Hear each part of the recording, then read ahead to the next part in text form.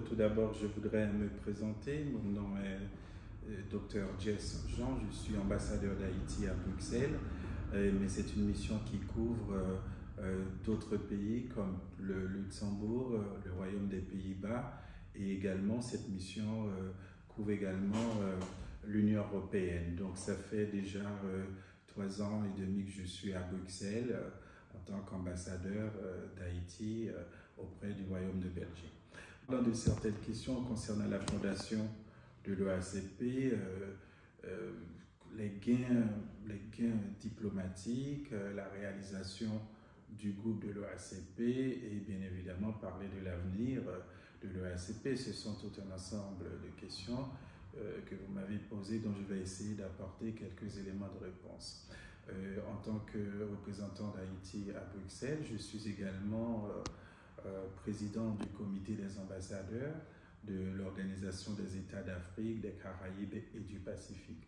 Le comité des ambassadeurs, être président du comité des ambassadeurs, mon rôle est surtout d'assurer la présidence de toutes les réunions, les rencontres du comité des ambassadeurs qui regroupe 79 États actuellement, et surtout de surveiller, de défendre, on va dire, les intérêts du groupe OACP. Donc ça, c'est mon premier rôle, le rôle central que je joue en ma qualité de président du comité et des ambassadeurs. Je voudrais débuter notre échange en s'appuyant sur je dirais, une riche tradition de notre prestigieuse institution qu'est l'Organisation des États d'Afrique des Caraïbes, dont le sigle est l'OACP, qui n'est autre, dans une certaine mesure, le résultat, la manifestation de la volonté des 79 États membres regroupant les 3 régions, Afrique, Caraïbes et Pacifique. Ces 3 régions travaillent de commun accord, sont membres de l'organisation et essaient d'apporter une plus-value tant au niveau économique, social et politique des États membres. Le but, je peux dire en un mot, est de développer des stratégies afin de parvenir ensemble au développement socio-économique et durable de nos États membres. Il s'agit de permettre leur intégration dans l'économie mondiale, sur le marché international. Il faut rappeler très tôt, nos États membres se sont vite compris que la promotion du multilatéralisme, le renforcement de la coopération, la consolidation et l'unité et la solidarité entre les États membres constituent en quelque sorte des éléments qui sont indispensables dans une perspective de développement humain, dans une perspective de paix au sens philosophique du terme, si je fais référence à Emmanuel Kant, d'une paix perpétuelle. Et cette paix, déjà, on la revendique dans toutes les régions que composent les États membres de l'organisation. Il s'agit pour nous de renforcer la sécurité dans nos régions, de travailler pour garantir la stabilité politique, le développement des populations respectives que regroupent les 79 États membres. Bien évidemment, comme vous m'aviez posé la question par rapport à la fondation, si je regarde un peu, l'acte même fondateur de cette prestigieuse organisation qui concerne l'accord de Georgetown, qui crée d'abord, comme vous le savez, en 1975, le groupe des États ACP, Afrique, Caraïbes, Pacifique, et pendant toute l'histoire, cette organisation a su donner quelques éléments positifs pour l'ensemble de nos régions.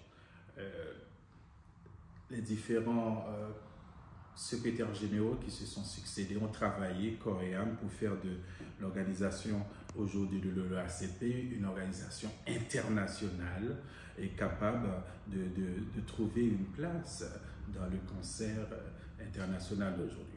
Bien évidemment, il faudra rappeler aussi que lors de la session du Conseil des ministres qui a été organisée en décembre 2019, qui s'est tenue à Nairobi, au Kenya, officiellement le groupe ACP a fait, je dirais, un saut qualitatif, hein, très significatif, à la fois via son changement de nom, qui passe de ACP, Groupe Afrique, Caraïbes, Pacifique, pour arriver à une organisation véritablement internationale dont je reprends aujourd'hui l'Organisation des États d'Afrique, des Caraïbes et du Pacifique, qui devient, je dirais, un élément, un acteur important, un moteur énergique pour l'ensemble